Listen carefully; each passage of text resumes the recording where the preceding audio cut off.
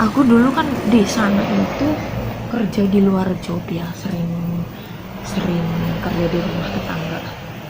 Sebenarnya itu memang melanggar teman-teman, tapi aku justru lebih menikmati kerja di rumah tetangga.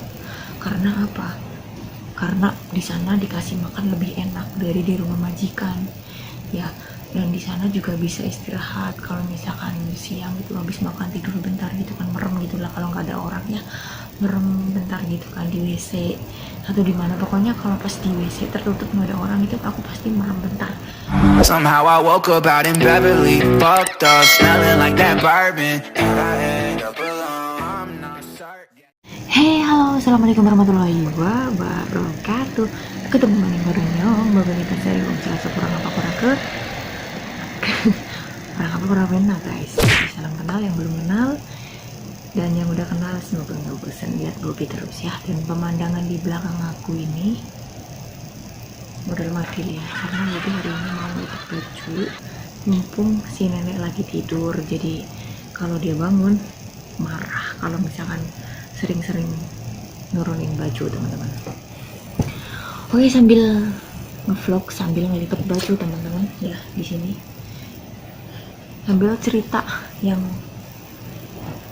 lanjutan kemarin ya, vlog yang kemarin itu kalian masih ingat kan sama kisahnya Mbak N ya. Mbak N itu yang pernah bekerja satu majikan dengan aku, itu yang sampai viral gitu ya teman-teman.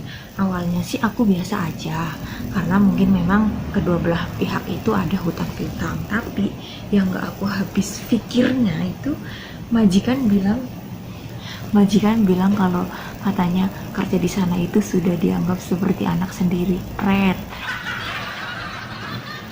Kalau misalkan udah dianggap seperti anak sendiri, kalau aku pribadi nih ya, aku nggak bakalan seenak gitu aja ya kabur itu enggak. Jadi rata-rata kalau orang yang bermasalah dengan majikan atau ganti TKW berkali-kali itu harus dikoreksi diri ya. Seharusnya ini majikan koreksi diri, jangan malah menyalahkan, oh kenapa sih kamu kabur, padahal kita tuh udah nganggep kalian seperti anak sendiri gini. Nah, masa kalau dianggap anak sendiri, masa sabun cuci beli sendiri, tisu buat ke WC aja beli sendiri, pokoknya semua juga harus ganti, main pukul-pukul. Emang kita siapa?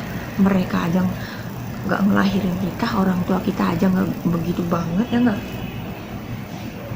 Karena mungkin mereka itu nggak pernah merasakan yang namanya punya anak, jadi mereka itu seenaknya mereka memperlakukan kita gitu loh ya. Itu salah satu pengalaman berharga dalam hidup aku ya teman-teman, pengalaman yang bikin aku jadi super kuat. Dan bener, jadi waktu itu mikirnya cuma ya antara hidup dan mati, bener. Ibaratnya itu udah pasrah semuanya lah teman-teman.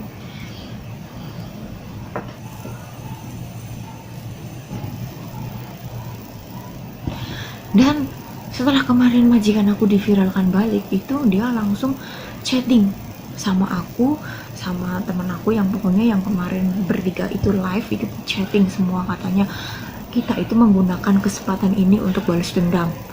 Sebenarnya itu bukan balas dendam, tapi kita itu kepengen si Ani itu ya, itu karena dia panggilannya si Ani itu balik. Maksud aku dia jangan takut, jangan kabur gitu kan. Aku juga ngebela kamu kok, bukan karena aku mantan TKW di sana terus aku bela majikan, bukan, karena aku juga merasakan apa yang si kamu rasakan gitu kan, si Ani rasakan gitu ya. Nah, si majikan itu chatting panjang kali lebar kali tinggi teman-teman, jadi aku udah rekam semua chattingan dia di HP aku. Jadi dia chatting di Facebook aku yang satunya teman-teman. Jadi ke Facebook aku yang satunya ini dia chatting banyak banget ya, nih dari atas kirimin semua fotonya, kirimin foto paspor apa segala macam ya. Ya Allah, ini orang kurang kerjaan ya. Kalau misalkan dia punya bukti yang akurat udah gitu kan, kalau misalkan memang dia nggak bersalah, nggak usah takut, nggak usah cari pembelaan ke sana ke sini, sampai ngatain aku si pokoknya kemarin yang live bertiga itu disalahin semua sama mantan majikan, katanya kita ini lagi balas dendam sama mantan majikan. Ya gimana nggak balas dendam, sebenarnya kita itu pengen si Aninya balik sama biar nggak ada korban lagi gitu kan, karena tinggal di sana itu bener-bener nggak boleh pegang HP. Bener, aku ini 3 tahun nggak ada HP dulu, biarpun pas mau pulang itu ada HP, tapi tetap sama aja susahnya minta ampun. Mau telepon ke rumah itu pun kadang 3 bulan sekali, 4 bulan sekali, sampai biaya pun sangat mahal ya. Waktu itu teman-teman aku semuanya sudah pegang HP kecuali aku. Jadi aku pikir kan karena pas di PT itu kan kepengen cepet-cepet terbang, jadi pas promosi itu, kamu mau nggak jaga nenek, ada anjing ini, kamu takut anjing nggak, terus kamu mau nggak bantu beres-beres kontrakan ini itu dan sebagainya. Karena aku pengen cepet-cepet terbang, akhirnya aku iyain aja. Ternyata pas sampai Taiwan bener-bener keras banget peraturannya, itu beda banget sama pas video call interview di PT itu, sama kenyataannya itu luar biasa. Bedanya itu 180 derajat. Dan apa ya, berani banget gitu kalau masalah kekerasan fisik itu nggak apa ya. Dan pas lepas dari rumah itu aku tuh rasanya happy banget teman-teman. Jadi kayak ada sesuatu yang hilang, tapi hilangnya itu nggak bikin sedih ya. Jadi udah bener-bener plong banget.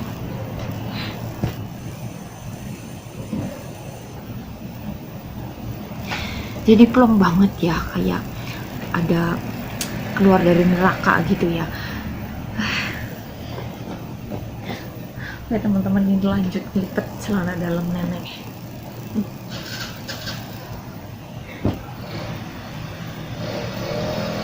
Jadi pas udah pindah, maksud aku pas sudah keluar dari rumah majikan itu, dia itu nganggapnya kita tuh temen. Kalau aku itu udah memaafkan sebenarnya, udah dibikin santai aja lah, karena aku percaya kalau misalkan balasan itu ada, ya percaya aja aku. Karena kenyataannya kan pas aku keluar dari rumah sana kan udah keluar 6 tahun yang lalu, tapi dia baru ketahuan jahatnya dia sekarang. Jadi sepandai-pandainya tupai melompat, dia pasti bakal jatuh juga gitu kan, kalau kata peribahasa, bener nggak?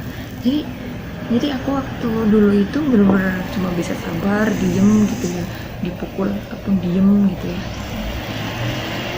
Jadi pas masih baik-baik aja kemarin itu, dia itu sempat bilang katanya kangen aku sama TKW yang kerja bareng aku dulu gitu. Kangen apaan? Aku dulu pernah ya di Yunan itu dijenguk sama dia. Dia itu ngejual apa namanya itu, apa sih namanya itu, masker wajah. Aku beli sama dia, beli 1000 NT dapat 100 lembar ya. Nah ternyata yang dia bawa itu kado luar sah semua teman-teman. Jadi dia itu jahatnya masih ada. Jadi aku sih diem aja, nggak mau ngomong panjang kali lebar gitu karena percuma. Jadi kembali lagi ya, maafin lagi ya. Jadi ya gitulah teman-teman.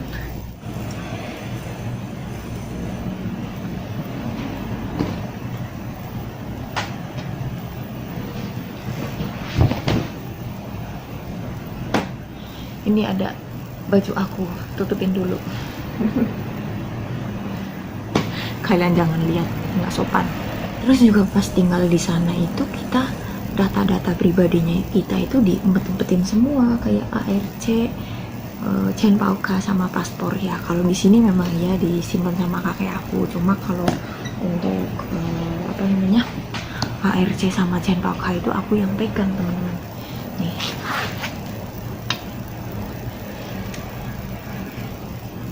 Aku jadiin satu aja, ARC sama Cenpauka. Jadi ya di aku kalau misalkan mau keluar aku bawa, karena di sini kalau liburan itu wajib bawa Cenpauka ya. Nggak, kalau misalkan nggak bawa ya nggak apa-apa, Cenpauka sama ARC gitu lah. Nggak bawa ya nggak apa-apa, karena kalau bukan kaburan juga ini sidik jarinya masih bisa dipakai teman-teman. Ya, tapi kalau di sana sama sekali nggak dikasih. Bahkan sampai aku pulang ke Indonesia pun aku nggak bawa ARC, dan di Bandara Taoyuan itu aku hampir nggak boleh pulang karena aku nggak punya ARC. Jadi ya sudah lah, semuanya sudah berlalu, tapi dia jahatnya belum berlalu teman-teman. Makanya kemarin aku baru berani ngomong live bareng ke Faisal gitu kan. Ini aku melipet bajunya ini di kursi kecil teman-teman ya, karena rumahnya nenek kecil juga. Aku bingung melipetnya di mana, melipetnya di sofa gini aja, dan untungnya di sini nggak pernah terikat teman-teman, jadi enak.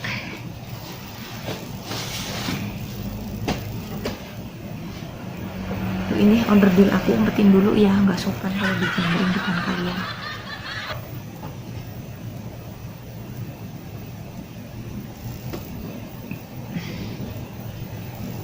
Jadi buat Ani yang mungkin kamu nggak sengaja lihat aku di YouTube, kalau misalkan kamu butuh bantuan aku, kamu call aja atau inbox di Instagram aku atau Facebook aku, terserah kamu mau pakai Facebook atau nomor HP siapa.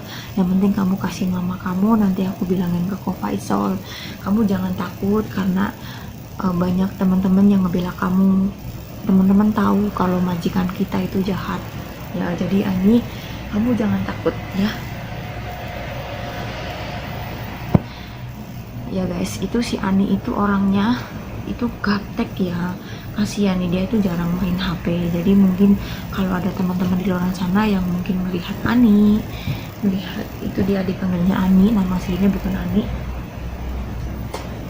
tolong kasih tahu ke dia, aku mau bantu dia gitu kan. Aku dulu juga sering banget pinjam-pinjam HP ke teman gitu ya. Aku juga dulu gaptek banget teman-teman, gaptek, nonton YouTube aja nggak pernah aku skip. Intinya aku dulu gaptek, nggak bisa main HP, nggak bisa main apapun ya, bikin apa, buka Facebook juga paling cuma sharing apa itu namanya, postingan orang di share gitu, udah dulu aku kayak gitu karena aku nggak tahu mainannya gimana bener. Pas sekarang ya malah mungkin ya lebih tahu, lebih banyak lah, tahu lebih banyak lah setelah aku bebas dari rumah dia. Aku lebih bisa ngumpulin duit yang pasti ya teman-teman, bisa kirim ke orang tua, itu nomor satu kok. Dulu aku mau telepon ke Indonesia aja susahnya minta ampun, kirim uang apa lagi, karena aku nggak punya uang, uangnya itu habis, dipotong. Jadi di sana itu modelnya nggak pernah gajian cash gitu ya. Jadi kayak si Ani itu juga kan mungkin nggak pernah gajian cash ya. Kalau misalkan salah-salah dikit potong gaji, akhirnya apa itu namanya, dulu kayak gajian itu kan berapa ribu paling sih, dan dapat potongan-potongan itu paling sisa 5.000. Nah kalau misalkan kita pengen beli apa itu duitnya kurang, nah si bos itu kadang bilang gini, ya udah kamu kalau misalkan pengen beli ini aku pinjemin duit kamu, segini masih kurang ya, kamu nanti bayarnya dipotong gajian aja gitu kan. Dan hari ini aku baru sadar ya, nggak hari ini sih, udah lama juga aku sadar kerja di rumah sana itu nggak dapet uang dan merasa selalu dibodoh-bodohin gitu ya teman-teman. Jadi bersyukur banget bisa keluar dari rumah sana dengan selamat ya, tanpa cacat, meskipun ya sering diamuk, tapi semua itu bakalan menjadi pengalaman mengharukan ketika kita sukses nanti ya teman-teman. Aku dulu kan di sana itu kerja di luar job ya, sering kerja di rumah tetangga. Sebenarnya itu memang melanggar teman-teman, tapi aku justru lebih menikmati kerja di rumah tetangga. Karena apa? Karena di sana dikasih makan lebih enak dari di rumah majikan ya, dan di sana juga bisa istirahat. Kalau misalkan siang gitu habis makan tidur bentar gitu kan, merem gitulah kalau nggak ada orang ya, merem bentar gitu kan di WC atau di mana, pokoknya kalau pas di WC tertutup nggak ada orang itu aku pasti merem bentar. Kalau di rumah sama sekali aku nggak pernah tidur. Jadi waktu itu WC itu menjadi tempat favorit aku bisa jadi tempat favorit aku karena yang untuk istirahat. Mungkin di luar sana ada kali yang nasibnya sama kayak aku ya, kalau di WC pasti disengaja dilama-lamain, bener-bener kayak zaman hidup zaman penjajahan ya. Kalau di sini kerjanya capek, tapi mereka itu marahnya ya masih standar sih, masih standar gitu kan. Aku kalau malah paling, kalau nenek marah paling aku juga diemin dia gitu kan, aku nggak sapa gitu kan, nanti juga baikin lagi gitu. Ini kalau di sana nggak beda, kalau misalkan salah ya salah, dihukum.